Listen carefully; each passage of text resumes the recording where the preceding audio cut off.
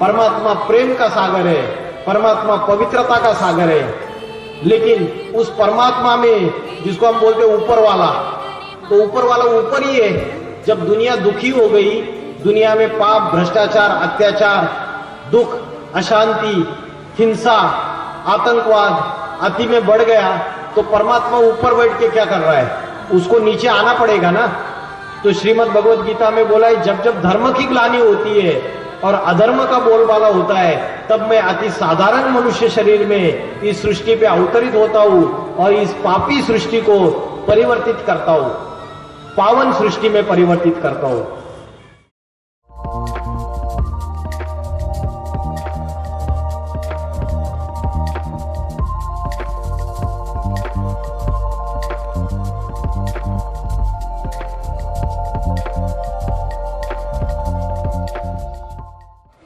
आज का हमारा सेमिनार का टॉपिक है योग की असली परिभाषा क्या है। तो योग हम क्या समझते हैं? योगासन और प्राणायाम, जो रामदेव बाबा जी ने भारत भर और सारे इंटरनेशनल लेवल पर आज योग को, योगासन को फैलाया है, और उसी की वजह से अंतर्राष्ट्रीय योग दिवस सारे वर्ल्ड में सेलिब्रेट किया जा रहा है। तो हम समझते हैं योगासन और प्राणायाम यही असली योग है, लेकिन वो असली योग नहीं है। श्रीमद् भगवद गीता में जिस राजयोग के बारे में बताया हुआ है, वो जो भारत का प्राचीन राजयोग है, वो राजयोग उन योगासन प्राणायाम से अलग है। ये जो योगासन और प्राणायाम है, ये देह को स्वस्थ रखने के लिए उसका इस्तेमाल होता है। इससे हमारा शरीर स्वस्थ हो सकता है। लेकिन जो भारत का प्राचीन राजयोग है, वो आत्मा और परमात्मा के कनेक्शन से संबंध में है। तो जो भारत का प्राचीन राजयोग है, उसके बारे में समझने के लिए हमें पहले श्रीमद् भगवद गीता में अध्याय 4 का 29वां श्लोक है, अपाने जुह्यते प्राणम प्राणम पाने तथा परे। तो अपान, अपान माना क्या और प्राण वायु माना क्या? अपान वायु माना जब हम श्वास को छोड़ देते हैं, अशुद्ध वायु को छोड़ देते हैं, कार्बन डाइऑक्साइड, उसे बोलते हैं अपान। और प्राण वायु माना ऑक्सीजन, जो हम लेते हैं, श्वास ग्रहण करते हैं। लेकिन उसका गहरा अर्थ है प्राण वायु, इसका मतलब है कि जो शुद्ध संकल्प, जो सात्विक संकल्प, जो अच्छे विचार हम ग्रहण करते हैं, वो प्राण है।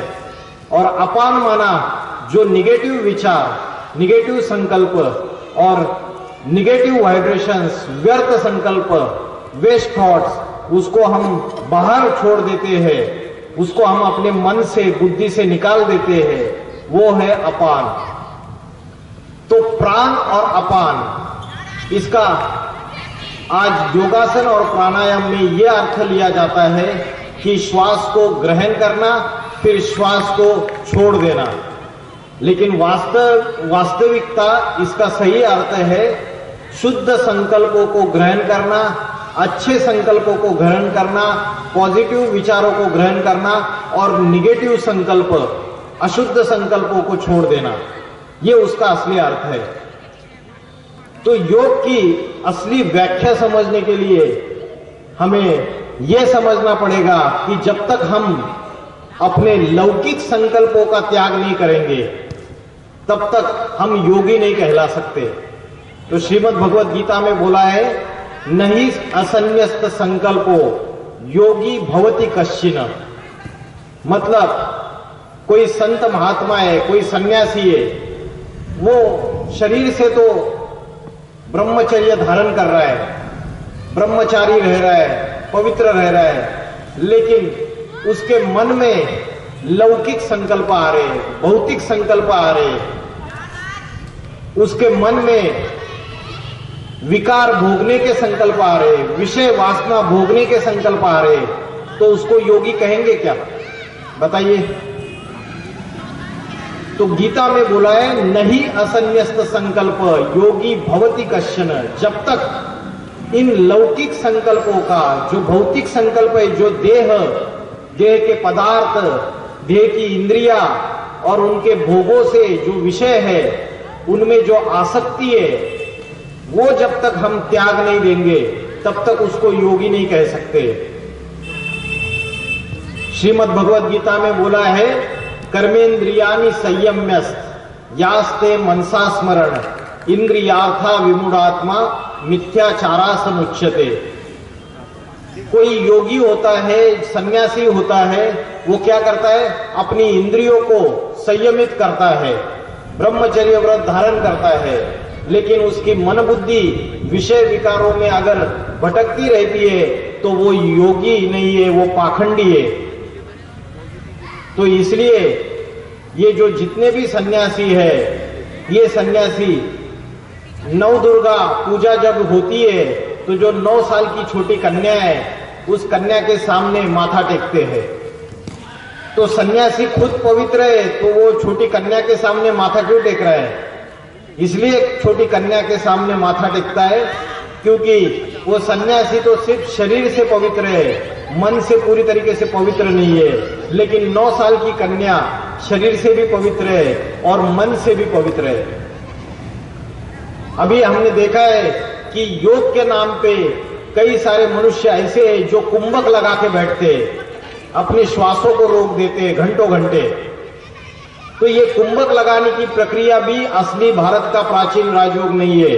आंखें बंद करके बैठते हैं, आंखें बंद करने से भी उसको असली योग नहीं कहेंगे, क्योंकि आंखें बंद करेंगे तो आपको सारे सांसारिक कर्म छोड़ने पड़ेंगे, और सारे सांसारिक कर्म आप अगर छोड़ देंगे तो उसको आप योगी नहीं कह सकते। योगी तो वो है जो कर्म करते हुए, अपने लौकिक कर्मों को करते हुए, अपने गृहस्थ के कर्म को करते हुए हर कर्म परमात्मा की याद में करे, वो असली योगी है। तो कर्म करते हुए हमें परमात्मा की याद में रहना है, अपनी आत्मा की याद में रहना है। लेकिन आत्मा क्या है, आत्मा का ध्यान कैसे करना है और परमात्मा क्या है, ये हम आगे चल के समझेंगे।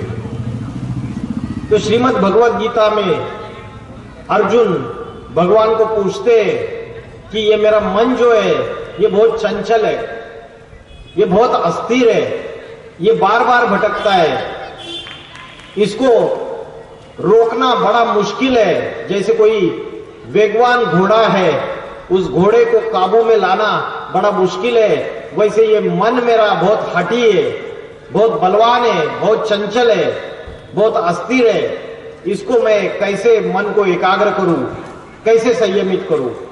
तो भगवान ने क्या जवाब दिया? अभ्यासनुत कौन्तेय वैराग्य न च गृह्यते। बार बार योगाभ्यास कर, योग का अभ्यास कर। तो योग का अभ्यास क्या है? इस चंचल मन को एकाग्र करने का अभ्यास कर, अपने को आत्मा समझ के परमात्मा की याद में रह के हर कर्म कर। तो अभ्यास, बार बार योग अभ्यास करने से मन को, इस चंचल मन को, बार बार चंचल होता है तो बार बार एकाग्र करने का अभ्यास कीजिए। जब तक बार बार अभ्यास नहीं करेंगे और वैराग्य नहीं धारण करेंगे। वैराग्य क्या है? विराग, राग माना प्रेम, आसक्ति, और विराग माना आसक्ति से विपरीत, विरुद्ध, माना ये देह के संबंधी, देह के पदार्थ, देह के इंद्रिया, इनसे अनासक्त होकर कर्म करना, इनसे अटैच नहीं होना, वो है वैराग। और सबसे बड़ा वैरागी कौन है? हिंदू लोग 33 करोड़ देवी देवताओं को मानते हैं। तो कौन सी ऐसी देवता है जिसको दिखाया है सबसे बड़ा वैरागी? कौन सी देवता है? बताइए, कौन सी देवता है जिसको सबसे बड़ा वैरागी दिखा दिया है? किसी को नहीं पता? भाई साहब, सबसे बड़ा बैरागी कौन सी देवता है? शिव जी। बहुत बढ़िया आंसर दिया। शिव शंकर भोलेनाथ, देव के देव महादेव विश्वनाथ सबसे बड़ा वैरागी।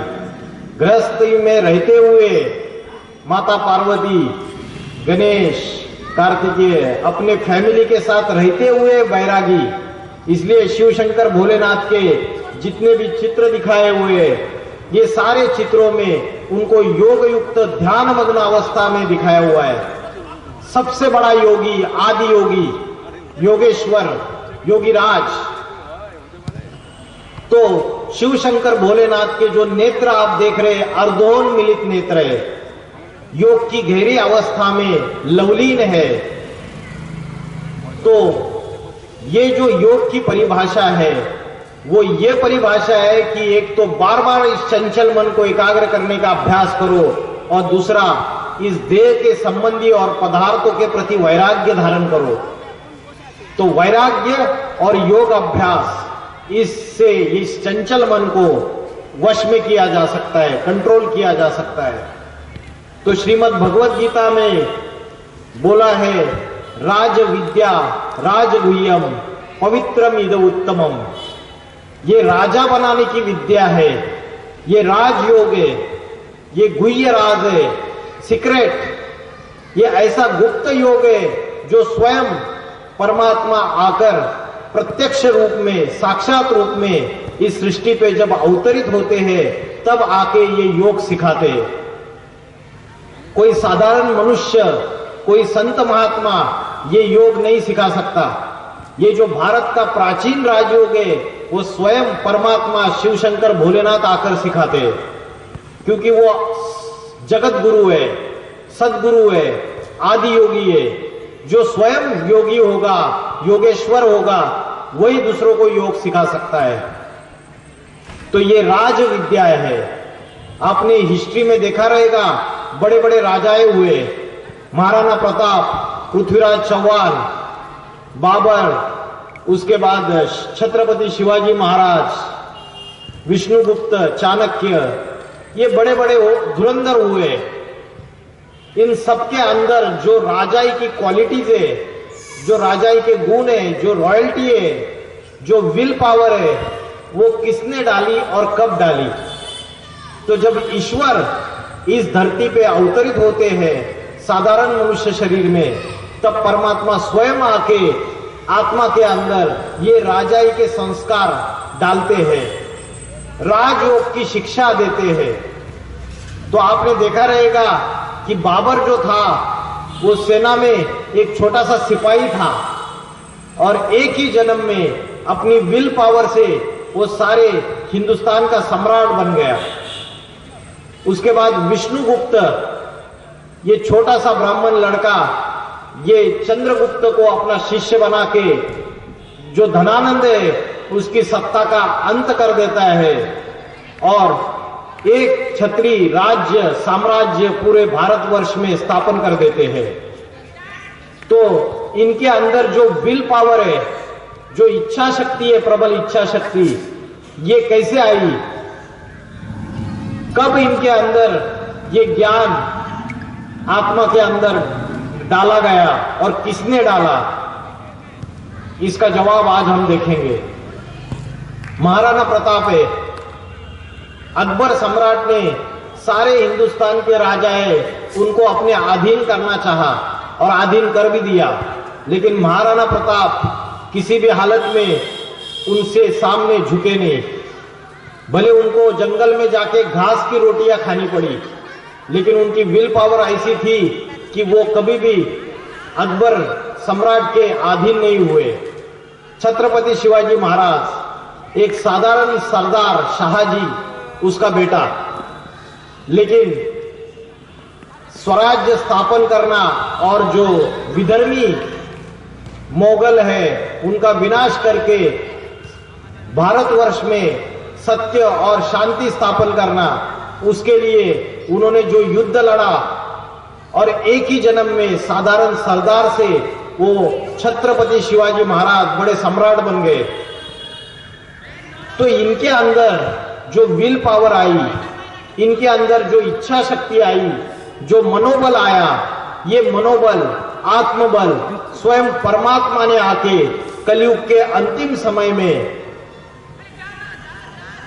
स्वयं शिक्षक बनके, परम शिक्षक बनके, परम टीचर बनके, सद्गुरु बनके उनके अंदर ये डाला है।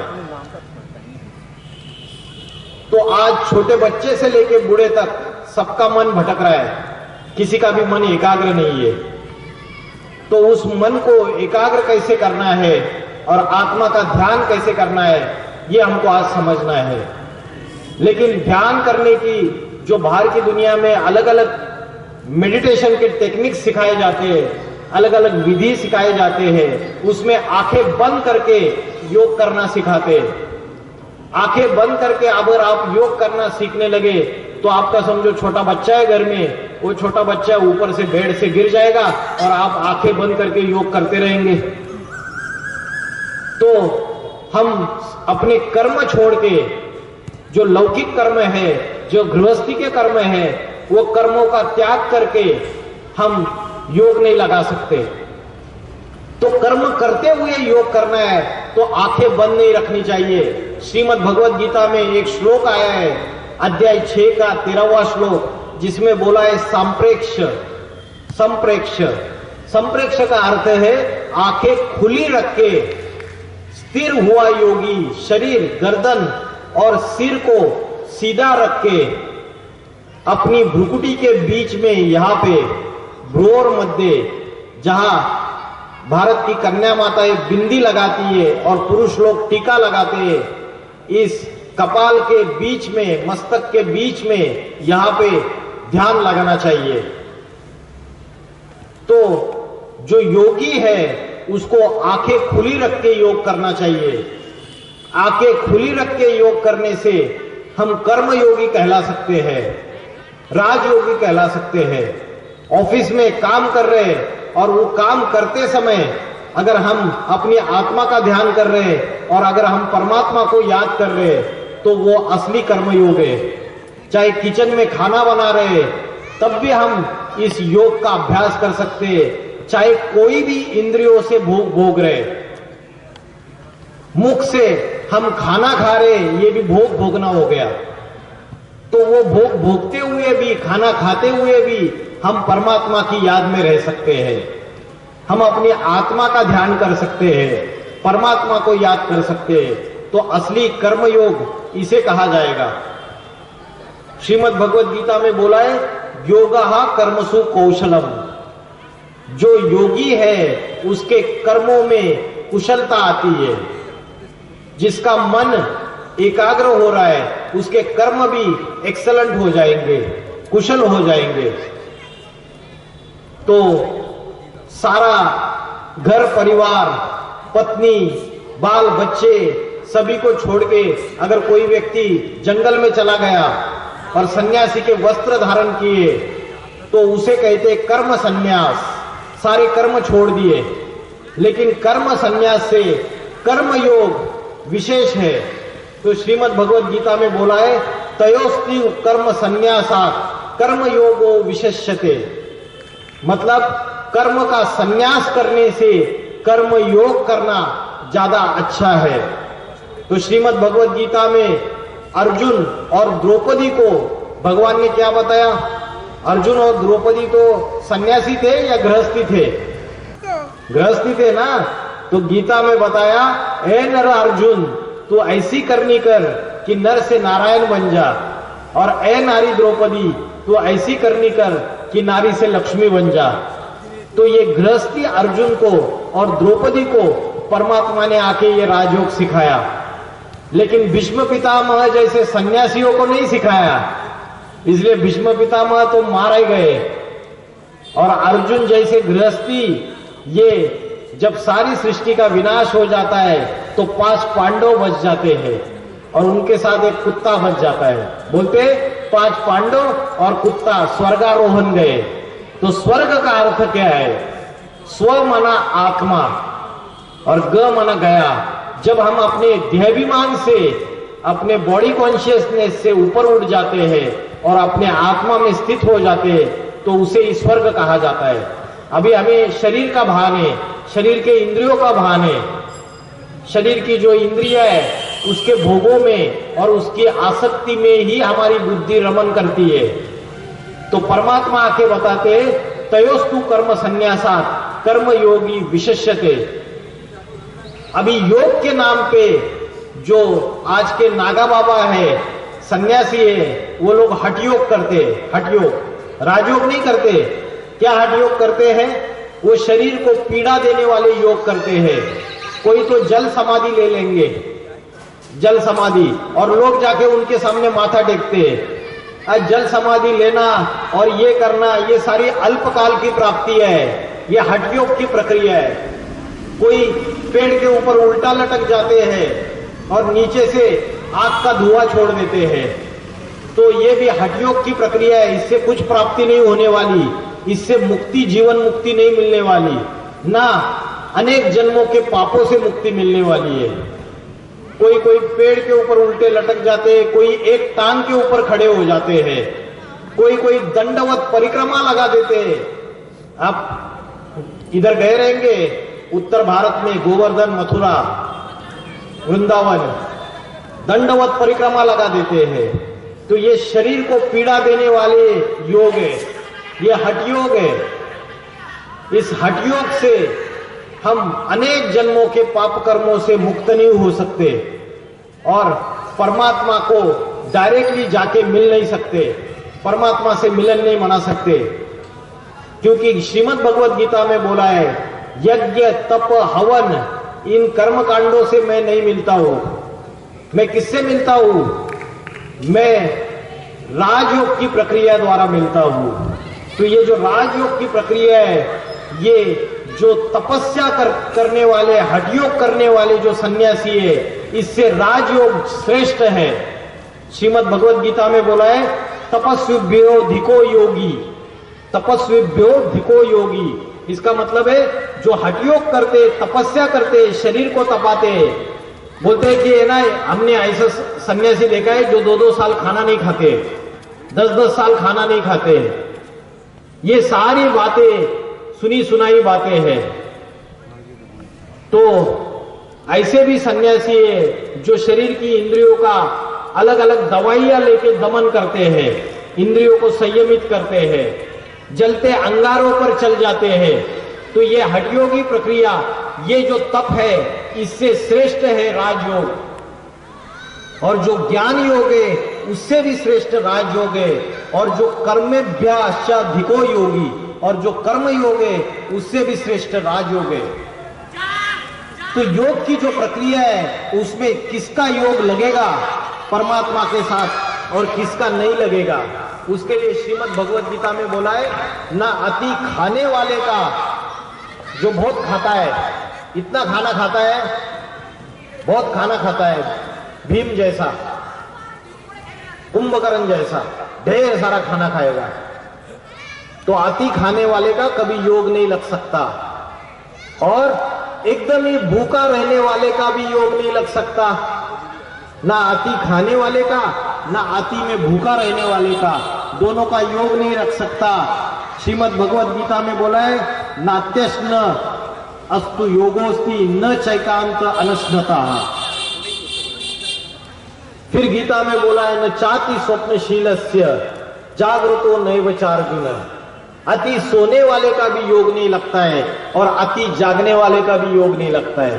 कोई बोलेगा मैं तो सोऊंगा ही नहीं, तो वो तो शरीर बीमार हो जाएगा, उसकी मन बुद्धि स्थिरियम नहीं रहेगी, एकाग्र नहीं होगी, तो उसका भी योग नहीं लगेगा। तो नियमित निद्रा होनी चाहिए और नियमित जागरण होना चाहिए। और कौन सा समय है जिस समय हम परमात्मा का ध्यान कर सकते हैं? आपको पता है कौन सा समय सबसे अच्छा समय है? सवेरे से लेकर रात तक कौन सा समय है जिस समय परमात्मा को याद करने का, आत्मा की शक्ति धारण करने का सबसे अच्छा समय है? सुबह कितने बजे? 4 बजे। 4 बजे सूरज उगने से पहले, सूर्य के उगने से पहले ब्रह्म मुहूर्त का जो समय है, 2 बजे से लेके 4:45 बजे तक का जो समय है, उसे बोलते ब्रह्म मुहूर्त या अमृत वेला। उस समय अगर हम उठ के अपनी आत्मा का ध्यान करते हैं, अगर परमात्मा को याद करते हैं, तो उस समय जो हम दिव्य शक्तियां, दैवी गुण अपनी आत्मा में प्राप्त कर सकते हैं। तो गीता में बोला है, युक्ताहार विहारस्य युक्त चेष्टस्य कर्मसु युक्त स्वप्नाव भोवस्य योगी भवति दुखा। मतलब आहार और विहार ये योगी का कैसे होना चाहिए? युक्ति युक्त होना चाहिए। आहार और विहार, कोई बिना काम के, बिना काज के ऐसे ही भटक रहा है सारी दुनिया में। कभी इधर जाके सिनेमा हॉल में जा रहा है, कभी किसी मेले में जा रहा है, बिना किसी काज के, बिना किसी काम के व्यर्थ ही भटक रहा है, तो उसको योगी नहीं कहेंगे। उसका विहार, घूमना, कहीं भी जाना, ये युक्त होना चाहिए, योग युक्त होना चाहिए। युक्ता आहार विहारस्य। और उसका जो भोजन है, वो योगी का भोजन कैसा होना चाहिए? श्रीमद् भगवद गीता में बोला है 3 प्रकार के भोजन है, सात्विक भोजन, राजसी भोजन और तामसी भोजन। तामसी भोजन कौन सा है, राजसी भोजन कौन सा है, सात्विक भोजन कौन सा है? रसयुक्त फलाहार, स्निग्ध जो खाद्य पदार्थ है वो सात्विक भोजन है। और राजसी भोजन तेल वाला, तीखा, कड़वा, खट्टा और उसके बाद मसालेदार, ये जो भोजन है ये राजसी भोजन है। और तामसी भोजन कौन सा? सड़ा हुआ, बासी, फ्रिज में रख दिया 2 दिन से और वही खा रहे, तो वो तामसी भोजन है। उससे क्या होगा? उससे योग लगेगा नहीं परमात्मा के साथ, मन बुद्धि एकाग्र नहीं होगी। तो नॉनवेज क्या है? वो भी सड़ा हुआ भोजन ही है ना। कोई जानवर मर जाता है, उसके बाद वो तो सड़ जाएगा ना, उसके बाद उसको भोजन पका के खाते, तो वो तामसी भोजन हो गया। तो श्रीमद् भगवद गीता में सात्विक, राजसी और तामसी 3 प्रकार के भोजन बताए। सात्विक भोजन लेने से वो मनुष्य योग युक्त अवस्था धारण करेगा, उसका आत्मा से और परमात्मा से योग लगेगा, अपने आत्मा को भी सहज रीत्या याद कर पाएगा, वो मन को एकाग्र कर पाएगा। तो जैसे खाओगे अन्न वैसे बनेगा मन, और जैसे पियोगे पानी वैसे होगी वाणी। अन्न का मन से कनेक्शन है। तो इस मन जो भटक रहा है, इस मन को कैसे एकाग्र करें? तो गीता में बोला है, इसको, इस भटकने वाले चित्त को आत्मा में स्थित कर दो। आत्मा कहां रहती है? यहां पे भ्रुकुटी के बीच में, यहां पे आत्मा रहती है। इस 2 भ्रुकुटी के, ये 2 आंखों के बीच में, कपाल में, यहां पे उत्तमांग में आत्मा रहती है। उसका ध्यान करो। मन और बुद्धि हमारी भटकती रहती है, इंद्रियों में भटकती रहती है, देह में भटकती रहती है। पुरुष को स्त्री का देह याद आएगा और स्त्री को पुरुष का देह याद आएगा। तो मन बुद्धि हमारी भटकती रहती है, उसको हमें, उस चित्त को हमें उत्तमांग में यहां पे ध्यान लगाना है। अभी जो इंद्रिया है वो 5 ज्ञानेन्द्रिय है और 5 कर्मेंद्रिय है। जो मुख है, जिब्या है, उसको अच्छे अच्छे पकवान, टेस्टी टेस्टी भोजन खाना है, रसगुल्ला, अच्छे अच्छे पकवान, मिठाई, मिष्टी खाना है ना, मुख को। ऐसे अलग अलग इंद्रिय है, अलग अलग इंद्रियों के अलग अलग भोग है, और इन भोगों में ही बुद्धि लगी हुई है। उस बुद्धि को इन इंद्रियों से हटा के नाक, कान, आंख, त्वचा, ये सारे क्या है? जिब्या, ज्ञानेन्द्रिय है। और हाथ, पैर, मूत्र द्वार, मल द्वार, मुख, ये कर्मेंद्रिय है। तो इन 10 इंद्रियों में हमारी बुद्धि जा रही है। हमारी बुद्धि को इन इंद्रियों से निकाल के यहां पे स्थित करना है, आत्मा में। जब हम बुद्धि को आत्मा में स्थित करेंगे, तब सभी कामनाओं से हम मुक्त हो जाएंगे और वो सच्चा सच्चा योगी कहा जाएगा। गीता में बोला है, यदा विनयतम चित्तम आत्मन्नेवावतिष्ठते निस्पृह सर्व कामेभ्यो युक्त इत्युच्यते तदा। तो श्रीमद् भगवद गीता में बोला है, इस चंचल मन को, जो अस्थिर मन है, ये बार बार चंचल होता है, तो उसको बार बार वश में लाना चाहिए, उसको बार बार भ्रुकुटी के बीच में यहाँ पे जहां आत्मा रहती है वहां एकाग्र करना चाहिए। क्योंकि ये इंद्रियों के जो भोग है ये आदि मध्य और अंत में दुख पैदा करने वाले हैं। आज इंद्रियों से जो भोग भोगते हैं इससे दुख की प्राप्ति होती है। आज संतान भी पैदा होती है, बच्चा पैदा होता है तो भी मां का पेट फाड़ के पैदा होता है, वो ऑपरेशन करना पड़ता है, क्या बोलते हैं सिजेरियन, है ना। तो दुख होता है या नहीं होता है? माता को दुख होता है, यहां तक कि डर रहता है घर वालों को कि मर जाएगी, बच्चा पैदा हो जाएगा, ये मर जाएगी। तो ये जो इंद्रियों के भोग है, ये इंद्रियों से जो अल्पकाल के सुख देने वाले, क्षणभंगुर सुख देने वाले जो भोग है, ये आदि मध्य और अंत दुख देने वाले हैं, ये सुख देने वाले नहीं है। तो एक आत्मा का ध्यान और परमात्मा से जो योग है वो ही हमें शाश्वत सुख दे सकता है। तो ये जो परमात्मा इस सृष्टि पे कब अवतरित होते हैं और उनका आने का समय कौन सा है, तो श्रीमद् भगवत गीता में बोला है, मैं स्वयं ही आकर स्वयं ही अपना परिचय देता हूं। स्वयमेवात्मनात्मानम वेद तत्वम पुरुषोत्तमा भूत भावन भूतेषु देव देव जगतपते। तो वो परमात्मा शिव अति साधारण मनुष्य तन में कलयुग के अंतिम समय में अवतरित होते हैं और अति साधारण मनुष्य तन में अवतरित होके वो इस सृष्टि में कलियुगी पापी सृष्टि को, पतित सृष्टि को परिवर्तन करने का कार्य आरंभ करते हैं। स्वयं परम शिक्षक बन के आते हैं, परम सद्गुरु बन के आते हैं, क्योंकि वो ज्ञान का सागर है, परमात्मा प्रेम का सागर है, परमात्मा पवित्रता का सागर है। लेकिन उस परमात्मा में जिसको हम बोलते हैं ऊपर वाला, तो ऊपर वाला ऊपर ही है। जब दुनिया दुखी हो गई, दुनिया में पाप, भ्रष्टाचार, अत्याचार, दुख, अशांति, हिंसा, आतंकवाद अति में बढ़ गया, तो परमात्मा ऊपर बैठ के क्या कर रहा है? उसको नीचे आना पड़ेगा ना।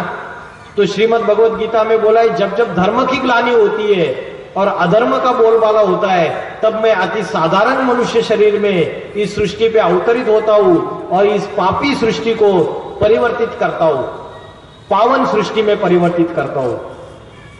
तो गीता में बोला है, अव जानांति मां मूढ़ा मानुषी तनु आश्रितम।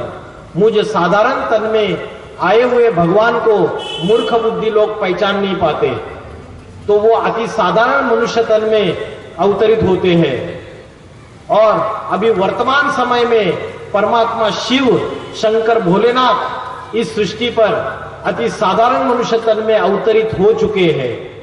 ये कलयुग का, घोर पापी कलयुग का अंतिम समय चल रहा है। सारी दुनिया में पाप, भ्रष्टाचार, अत्याचार अति में बढ़ते चले जा रहे हैं। तो ऐसे समय परमात्मा आके हमें आत्मा का ज्ञान देते हैं। गीता में बोला है कि अगर एक सेकंड के लिए, थोड़े समय के लिए भी अगर आत्मा की स्मृति है, तो हमारा महान संकट से रक्षा हो सकती है। नेहाभिक्रम नाशोस्ति प्रत्यवायो न विद्यते स्वल्पम अप्यस्य धर्मस्य त्रायतो महतो भयात्। तो इस आत्मिक स्मृति का थोड़ा भी अंश हमारी महान भय से रक्षा कर सकता है। हमने देखा बड़े बड़े भूकंप आते और कोई कोई व्यक्ति, छोटे बच्चे भी बच जाते, बाकी सब लोग मर जाते हैं। तो महान भय से भी ये आत्मा का जो ज्ञान है, ये आत्मा का ध्यान करके परमात्मा को याद करने वाले जो लोग हैं, उनका महान भय से भी आने वाले समय में रक्षा हो जाएगी। तो श्रीमद् भगवत गीता में परमात्मा बताते हैं कि आपका असली परिचय क्या है, आप कौन है। हु एम आई, मैं कौन हूं, what is my true identity, मेरा असली परिचय क्या है।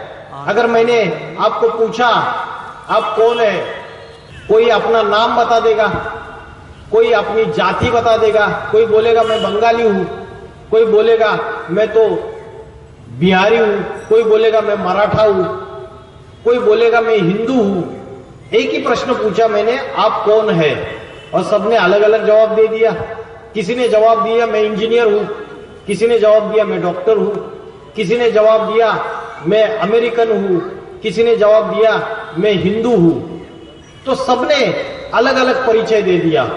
तो मेरी असली आइडेंटिटी क्या है, मेरा असली परिचय क्या है, यह जब तक हमको पता नहीं चलेगा तब तक हम अपने जो काम, क्रोध, लोभ, मोह, अहंकार, ये जो 5 विकार है, इनको जला नहीं सकते। तो हमारा असली परिचय जो है वो हम जाति, धर्म, लिंग और पद और अपनी भाषा उसके अनुसार देते हैं। लेकिन हमारा असली परिचय है कि मैं एक शरीर नहीं हूं, मैं एक आत्मा हूं। ये मेरा असली परिचय है।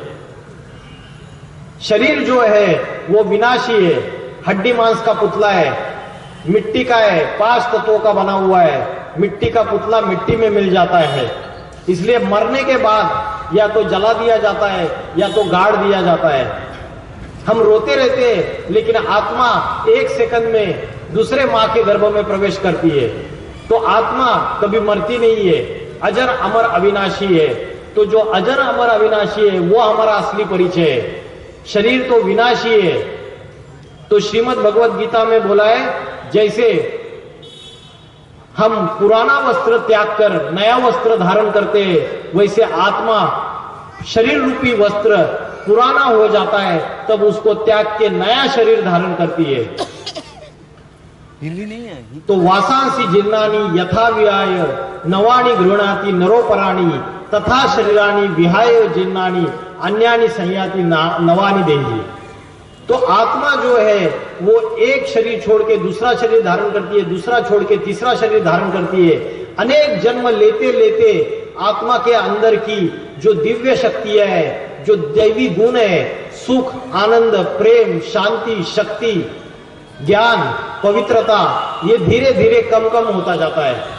जैसे मोबाइल की बैटरी डिस्चार्ज हो जाती है, वैसे आत्मा की बैटरी अनेक जन्म लेते लेते डिस्चार्ज हो जाती है। इंद्रियों का भोग भोगते भोगते उसके ऊपर कर्मों के लेपछेप चढ़ते हैं और आत्मा क्षीण होती जाती है। आत्मा क्षीण हो जाती है तो आत्मा के अंदर 5 विकार आ जाते हैं, 5 भूत आ जाते हैं, 5 राक्षस प्रवेश कर लेते हैं। कौन से 5 भूत है, किसी को पता है? काम, क्रोध, लोभ, मोह, अहंकार। काम माना कामना, कामना माना विषय वासना, और क्रोध माना गुस्सा, और लोभ माना लालच, मोह, अहंकार माना घमंड। तो ये 5 विकार आत्मा के अंदर प्रवेश हो जाते हैं और उसकी वजह से आत्मा की बैटरी डिस्चार्ज हो जाती है। तो अभी इस चित्र में आप देखिए, ये जो मोटर गाड़ी दिखाई हुई है, इसमें मोटर गाड़ी में जो ड्राइवर है उसका भोजन और गाड़ी का भोजन दोनों अलग अलग है या एक ही है? बताइए। जो मोटर गाड़ी है उसमें ड्राइवर का भोजन और गाड़ी का भोजन एक ही है या अलग अलग है? अलग अलग। अलग अलग है ना। तो ड्राइवर को क्या भोजन है? उसको रोटी सब्जी चाहिए, और मोटर गाड़ी का भोजन है पेट्रोल डीजल चाहिए। वैसे ही ये शरीर और आत्मा, इन दोनों का भोजन अलग अलग है।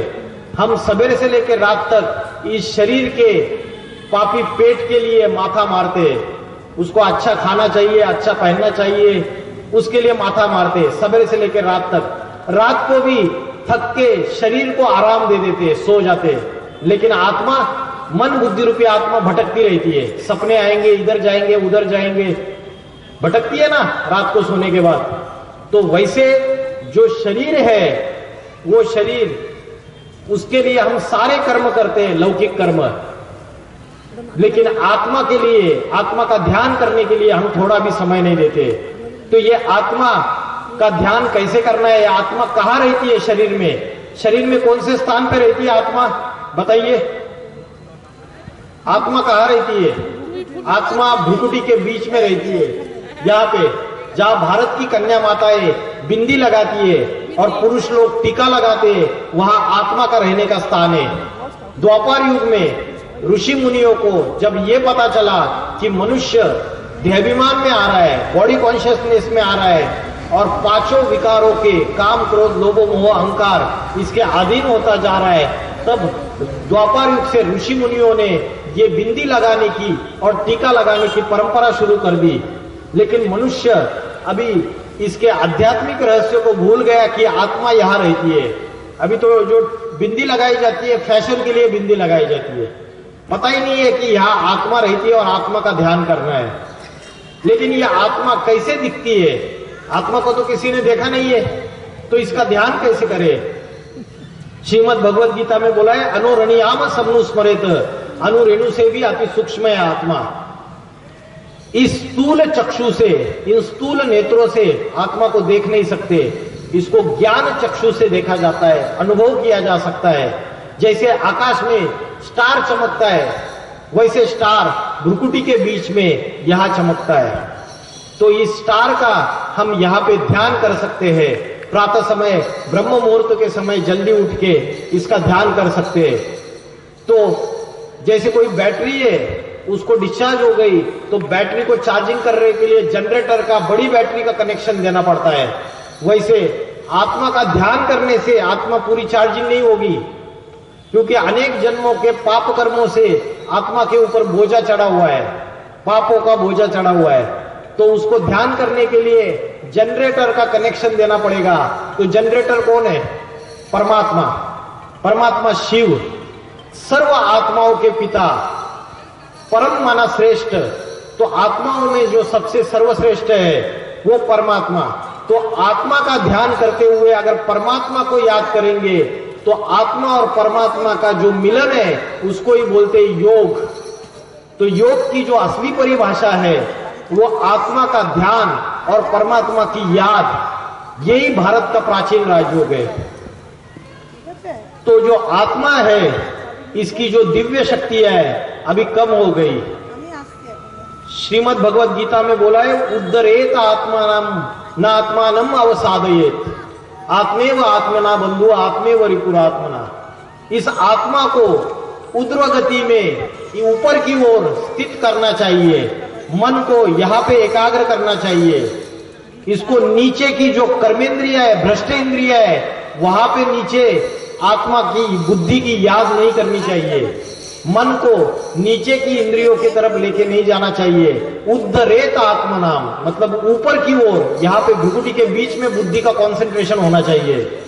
आप सवेरे जल्दी उठ के यहां पे ध्यान लगाइए, मैं आत्मा ज्योति बिंदु स्वरूप हूं, मैं आत्मा स्टार हूं। ये संकल्प कीजिए 15 मिनट, आधा घंटा, आपको बहुत शांति और सुख अनुभव होगा। क्योंकि आत्मा का निजी गुण है प्रेम, शांति, पवित्रता, सुख, आनंद। तो जितना हम आत्मा को ध्यान करेंगे तो ये जो प्रेम, शांति, आनंद, ये पवित्रता, ज्ञान, ये फिर से आत्मा के अंदर वापिस आ जाएगा। कठोपनिषद में बोला है, आत्मानम रथिनम विद्धि शरीरम रथमेव च। ये आत्मा क्या है? ये जो रथ है उसका रथी है। रथी माना पैसेंजर। आत्मानम रथिनम विद्धि शरीरम रथमेव च। और ये रथ जो गाड़ी है वो शरीर है। बुद्धि तुम सारथिम विद्धि, बुद्धि सारथी है। सारथी माना ड्राइवर। बुद्धि तुम सारथिम विद्धि मन प्रग्रहमेव च। प्रग्रहमेव च माना लगाम, ये मन का लगाम है। और जो घोड़े हैं वो इंद्रिया है। इंद्रियानी हयानाहु। तो आत्मा जो है, आत्मा नाम रथिनम विद्धि, रथी है। रथी माना पैसेंजर। शरीरम रथमेव च, बुद्धि तुम सारथी विद्धि मन प्रग्रह में च इंद्रियानी हयानाहु। तो ये इंद्रिय रूपी जो घोड़े ये भाग रहे, ये घोड़े कंट्रोल में नहीं आ रहे, ये काबू में नहीं आ रहे। तो इसके लिए मन बुद्धि को एकाग्र करते हुए, हमें आत्मा का ध्यान करते हुए परमात्मा को याद करना है। तो आत्मा जो है ये शरीर का मालिक है और इंद्रिया जो है ये उसके क्या है? प्रजा है, नौकर चाकर है, मिनिस्टर से। आत्मा के 3 शत्रु है। गीता में बोला है, त्रिविधम नरकस्य इदम द्वारम नाशनम आत्मना काम क्रोधस्तथा लोभ तस्मात् एतत् त्रयं त्यजेत्। ये काम, क्रोध और लोभ ये तीनों नरक के द्वार खोलने वाले हैं। काम माना कामना, कामना माना इच्छा, और इच्छाओं में सबसे प्रबल इच्छा कौन सी है? कौन सी है प्रबल इच्छा सबसे? विषय वासना, सेक्स, लस्ट, वासना, ये सबसे बड़ी इच्छा है। और उसकी वजह से ये क्या बोला श्रीमद् भगवद गीता में? ये नरक का द्वार खोलने वाला है, ये नरक का दरवाजा खोलने वाला है। परमात्मा आके स्वर्ग का द्वार खोलने के लिए कन्या माताओं को आगे बढ़ाता है।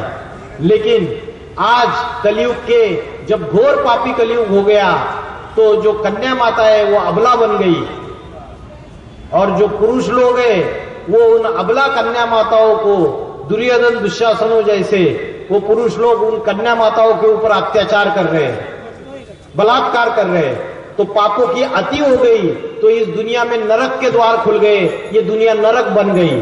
त्रिविधम नरकस्य इदम द्वारम नाशनम आत्मना काम क्रोध तथा लोभ तस्मात् एतत् त्रयं त्यजेत। ये काम, क्रोध और लोभ ये तीनों नरक के द्वार खोलने वाले, इनको तू त्याग दे। गीता में बोला है, गीता में बोला है काम एष क्रोध एष रजोगुण समुद्भवा, ये रजोगुण से उत्पन्न होते हैं काम और क्रोध। महाशनो महापापमा विद्धि इहयेन वैरिणम, ये महापापी बनाने वाले हैं, इनको तू वैरी समझ, इनको तू दुश्मन समझ, इनको तू शत्रु समझ। लेकिन आज क्या हो रहा है? उल्टा, बहुत विषय वासना और काम विकार के भोगों में सारा संसार लिप्त है। क्योंकि दुनिया क्या समझती है? कामों को भोग परमा, ये काम विकार का भोग भोगना ही परमानंद है, यही सबसे बड़ा आनंद है। तो ये जो सृष्टि है, ये स्वस्तिक में 4 युग है, सतयुग, त्रेता युग, द्वापर युग और कलयुग। अभी कौन सा युग चल रहा है? कलयुग में भी घोर पापी कलयुग चल रहा है। कलयुग का अंतिम समय है, जब दुनिया में पाप, भ्रष्टाचार, अत्याचार अति में बढ़ जाते हैं, तो कलयुग का जो लास्ट 100 साल का समय है, 100 इयर्स का समय है, कलयुग का अंत और सतयुग की शुरुआत, इसके बीच में जो 100 इयर्स का समय है उसको बोला जाता है संगम युग। क्या बोला जाता है? संगम युग, पुरुषोत्तम संगम युग। तो ये जो 100 इयर्स का समय है, अभी कोई मकान है, वो मकान अगर पुराना हो गया, टूटा फूटा हो गया, तो मकान का मालिक क्या करेगा? माता जी, मकान का मालिक क्या करेगा? मकान पुराना तोड़ देगा, नया मकान बांध के तैयार करेगा। पहले पुराना मकान नहीं तोड़ेगा, पहले नया मकान बांध के तैयार कर देगा, अपने बीवी बाल बच्चों को नए मकान में शिफ्ट कर देगा सुरक्षित रूप से, फिर पुराना मकान तोड़ेगा। वैसे ये सृष्टि रूपी मकान कलयुग के अंत में पुराना बन गया। तो ये विश्व का जो मालिक है, परमपिता परमात्मा शिव शंकर भोलेनाथ, जब मकान पुराना बन जाता है, ये दुनिया दुखी, अशांत बन जाती है, भ्रष्टाचारी बन जाती है, व्यभिचारी बन जाती है, तब परमात्मा शिव कलयुग के अंतिम समय में 100 साल का समय है, इस पुरानी दुनिया को नया बनाने के लिए, इस सृष्टि में फिर से सनातन धर्म स्थापन करने के लिए, आदि सनातन धर्म जिसकी धारणाएं आज लोप हो गई, आदि सनातन धर्म की धारणाएं लोप हुई ना, खत्म हुई ना, अभी नष्ट हो चुकी है ना। भारत सती सावित्री का देश था। राजा अगर लड़ाई में मारा जाता था तो रानी जलती आग में कूद जाती थी, लेकिन परपुरुष को अपने शरीर को हाथ नहीं लगाने देती थी। ये भारत की नारी की पवित्रता है। आज दिखाई दे रही है क्या? आज क्या हो गया? 50 साल में, 60 साल में डाइवोर्स कभी सुना था पहले भारत में?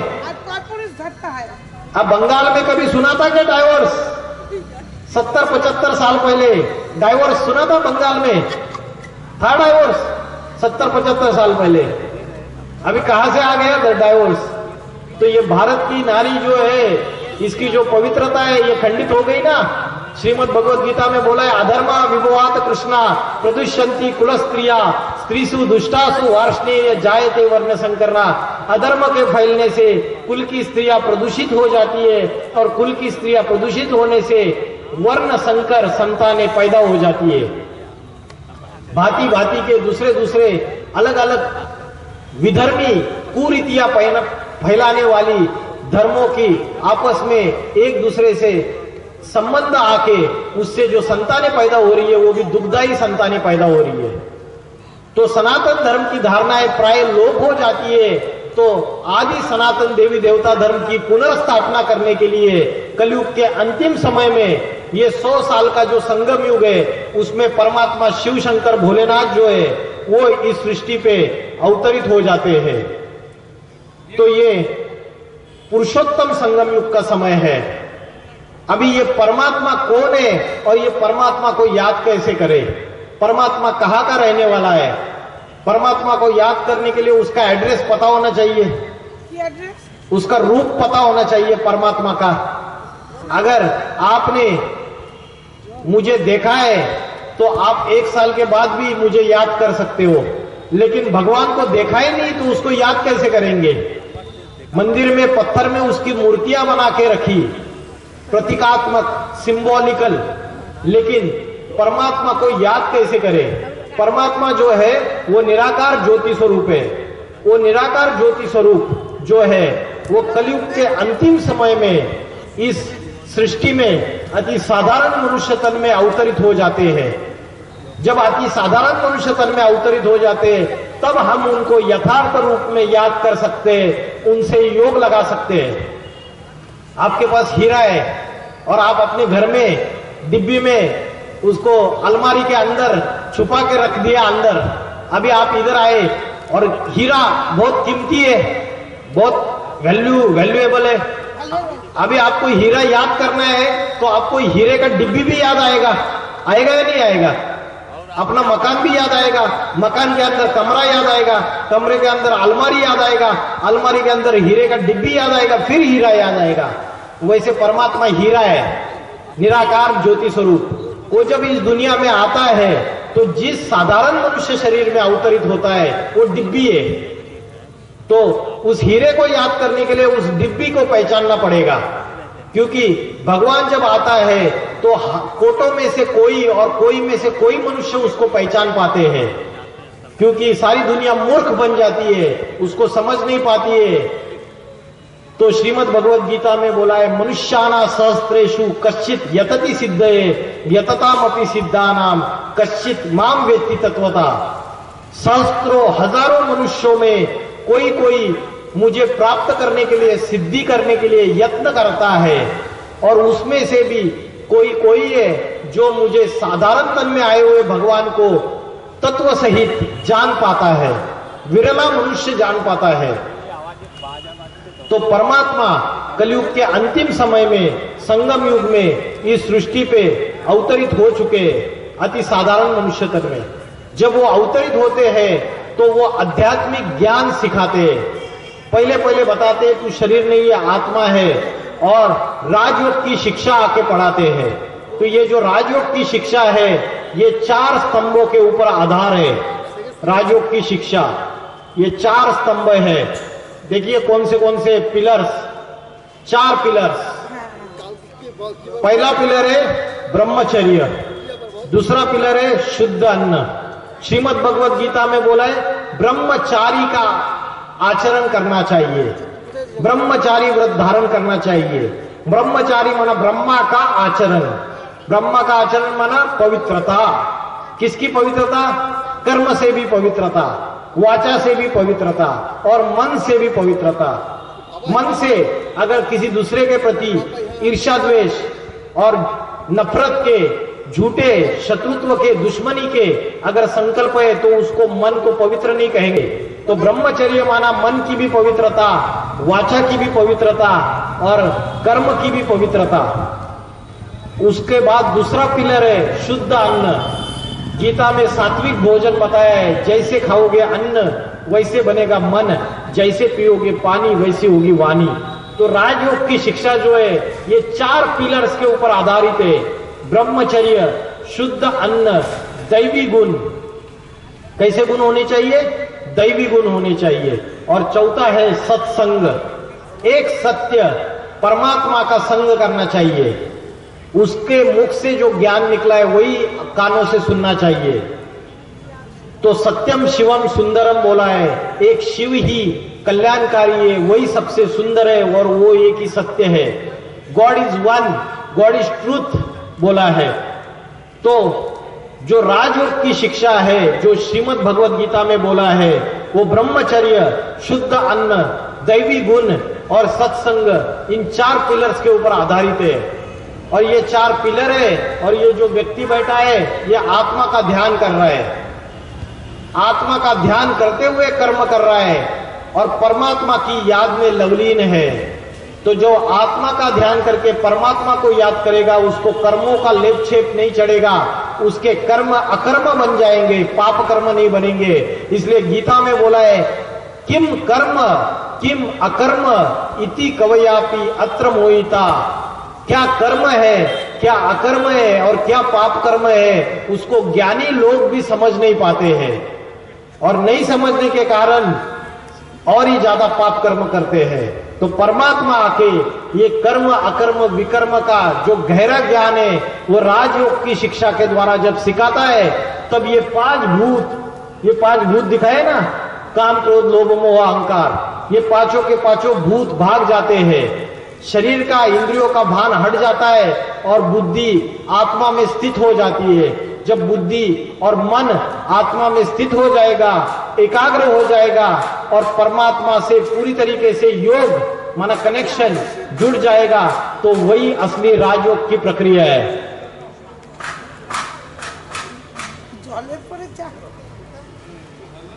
तो परमात्मा आके कलयुग के अंत में ब्रह्मा, विष्णु और शंकर, ये 3 देवी देवताओं के द्वारा स्थापना, पालना और विनाश, ये तीनों कर्तव्य करते हैं। जब सारी सृष्टि शूद्र बन जाती है, 5 विकारों के अधीन हो जाती है, इंद्रियों के अधीन हो जाती है, उसको ही बोला जाता है शूद्र। तो सारी सृष्टि जब शूद्र बन जाती है, तो ब्रह्मा के द्वारा इस शुद्ध को ब्राह्मण बनाने का कार्य परमात्मा शिव आके करते हैं, और फिर शंकर द्वारा इस आसुरी सृष्टि का विनाश करते हैं और आत्मा के अंदर की जो आसुरी वृत्तियां है उसका विनाश कर देते हैं। फिर उसके बाद जो नई दुनिया आती है, सतयुग आता है, उसके द्वारा विष्णु द्वारा इस नई दुनिया सतयुग की पालना करते हैं। अभी दुनिया में जो पाप, अत्याचार, भ्रष्टाचार बढ़ता चला जा रहा है, सारी दुनिया विनाश के कगार पे आके खड़ी हुई है। शंकर के द्वारा विनाश गाया हुआ है। शंकर को बोला है महाकाल, काल माना मृत्यु और महाकाल माना महामृत्यु। तो आज से 70-80 साल पहले दुनिया में एटम बॉम्ब नहीं था क्या एटम बॉम्ब? 1945 में, 1945 में पहली बार हिरोशिमा और नागासाकी, ये जापान के 2 शहर में अमेरिका ने एटम बॉम्ब एक्सप्लोड किया और हजारों लाखों लोग मर गए। आज भी वो लोग दुखी, यातना भोग रहे, बीमारी से ग्रस्त है। तो ये जो एटम बॉम्ब है आज छोटे से छोटे देश के पास है। मेरे घर के नीचे अगर किसी ने बारूद बिछाई हुई है तो मैं क्या घर में सुरक्षित हूं? घर में सुरक्षित हूं क्या? बताइए। अगर मेरे घर के नीचे किसी ने बारूद बिछाई है तो मैं घर में सुरक्षित हूं क्या? नहीं हूं। तो वैसे ही इस दुनिया में ये एटम बॉम्ब, न्यूक्लियर वेपन्स और ये सारे छोटे से छोटे देश के पास है और ये सारी दुनिया में पूरी तरीके से विनाश के कगार पे खड़ी हुई है। ऊपर जब पापों का बोझा बढ़ जाता है तो बड़े बड़े भूकंप आ जाते हैं, धरनी हिल जाती है, ज्वालामुखी फटते हैं और जब भूकंप आएंगे तो बड़ी बड़ी 50 मंजिल की बिल्डिंग ताश के पत्तों जैसी नीचे गिर जाएगी। एटम बॉम्ब का विस्फोट होगा तो धरती का टेम्परेचर बढ़ेगा, दक्षिण ध्रुव और उत्तर ध्रुव की जो बर्फ है वो पिघल जाएगी और उससे समुद्र का जलस्तर बढ़ जाएगा और बड़े बड़े भूखंड वो जो है समुद्र के अंदर समा जाएंगे। America, Europe, Australia, Africa, New Zealand सारा खलास हो जाएगा। बॉम्बे, सब जो समुद्र के ऊपर जो भी शहर है वो समुद्र के अंदर चले जाएंगे। तो आज ये जो एटम बॉम्ब की ताकत है, इसकी वजह से ये सारी सृष्टि विनाश के कगार पे खड़ी है। हिंदू मुस्लिम आपस में लड़ाई झगड़ा कर रहे हैं, हिंदू मुस्लिम कि गृह युद्ध के कगार पे अभी भारत खड़ा हुआ है। अभी तो ट्रेलर दिख रहा है, बड़ा मूवी आने वाला है। तो जब ऐसा समय आता है इस सृष्टि में, तब परमात्मा अति साधारण मनुष्य तन में इस सृष्टि पे अवतरित हो जाते हैं, क्योंकि मनुष्य ने अपने विनाश के सारे साधन तैयार कर दिए। ये क्या है? Nuclear weapons, atomic weapons. ये जो न्यूक्लियर वेपन्स है, ये सारे धरती को, सागर में, हवा में, जमीन में, सब जगह छाई हुई है। हिंदू मुस्लिम आपस में गृह युद्ध छिड़ चुका है, आगे चल के बहुत बड़ा रूप धारण करने वाला है। तो दुनिया में सब तरीके से विनाश के सारे साधन जब तैयार हो जाते हैं, तो कलयुग के अंतिम समय में परमात्मा शिव अति साधारण मनुष्य तन में अवतरित होते हैं। लेकिन जब परमात्मा आते हैं तो भारतवासी जो कुंभकर्ण की निद्रा में सो रहे हैं, उनको पता ही नहीं कि भगवान इस सृष्टि में अवतरित हो रहे और कलयुग का ये अंतिम समय है। अभी दुनिया वाले बड़े बड़े वर्ल्ड पीस कॉन्फ्रेंस करते हैं, अहिंसा सम्मेलन करते हैं, लेकिन उसके बावजूद शांति सम्मेलन करते हैं, लेकिन क्या शांति स्थापन हो रहा है? शांति स्थापन हो रहा है? नहीं हो रही है, क्योंकि शांति की देवता है शंकर। शंकर का अर्थ है शम करोति, माना जो सारी सृष्टि में शांति लाते हैं। वो शिव शंकर भोलेनाथ जब इस सृष्टि पे अवतरित होते हैं, तब सारी सृष्टि में शांति पैदा करते हैं। इसलिए शिव का अर्थ है कल्याणकारी। तो कलयुग के अंतिम समय में परमात्मा आके इस कलयुगी पापी सृष्टि को बदल के सतयुगी पावन सृष्टि में परिवर्तित करते हैं। इसलिए श्रीमद् भगवद गीता में बोला है, जगत विपरिवर्तते। विपरिवर्तते माना विरुद्ध दिशा में मैं इस सृष्टि का परिवर्तन करता हूं। पापी कलयुग से पावन सतयुग में, रिवर्स डायरेक्शन में मैं इस सारी सृष्टि का परिवर्तन करता हूं। मया दक्षेण प्रकृति सूयते स चराचरन हेतु नानेन कौंतेय जगत विपरिवर्तते। मेरी अध्यक्षता में मैं इस सारी जड़ जंगम सृष्टि का परिवर्तन करता हूं। तो कोई राजनेता, पॉलिटिशियन, धर्म नेता इस सृष्टि को परिवर्तित कर सकता है क्या? पापी सृष्टि को पावन बना सकता है क्या? नहीं बना सकता। स्वयं शिव शंकर भोलेनाथ, उसकी अध्यक्षता में इस सृष्टि का परिवर्तन होता है।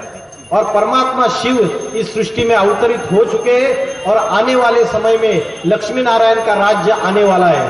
भगवान जी साधारण मनुष्य तन में आए हुए हैं, उनको आत्मा समझ के उनसे कनेक्शन जोड़ना, उनको याद करना, यही भारत का असली प्राचीन राजयोग है।